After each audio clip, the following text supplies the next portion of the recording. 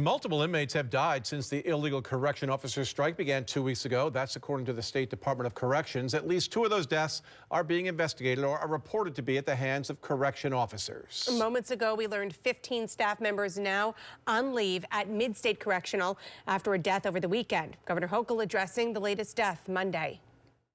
Deeply troubling. I'm analyzing the early reports on what is happening. The actual cause of death is not known, but it is my highest priority to get to the bottom of this. CBS 6's Tom Eschen spoke with lawmakers about the changes they're trying to make to prevent future deaths. Messiah Nantwi, the latest in a string of inmate deaths at New York State correctional facilities. Although we understand Messiah's actions, what truly needs to be held accountable is the system that sets our young people up for failure. Several incarcerated individuals at Mid-State Correctional Facility telling the New York Times that Messiah was beaten by corrections officers. Nantwi was serving up to 5 years after being convicted of criminal possession of a weapon. He was also facing pending murder charges in the death of 2 people in Harlem in 2023. I am sorry for the pain that all of the families have felt, even due to Messiah's mishaps. We acknowledge that as well. But we also say that he did not deserve to die at the hands of government, at the hands of rehabilitation, at the hands of restitution.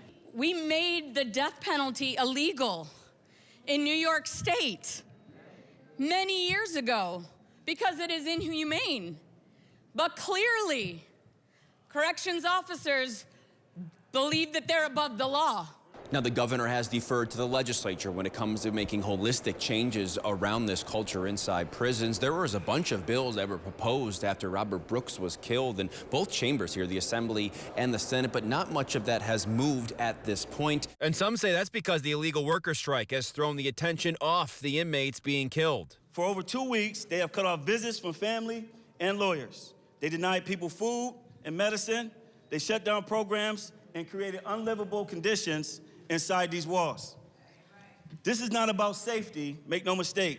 It is about power and control. And our lawmakers must act now.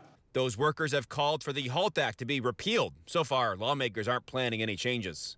In these moments, we need to do the opposite. We need to make sure that HALT is fully implemented, that programs, visitation are restored in every state prison. Reporting from the state capitol, Tom Eschen, CBS 6 News.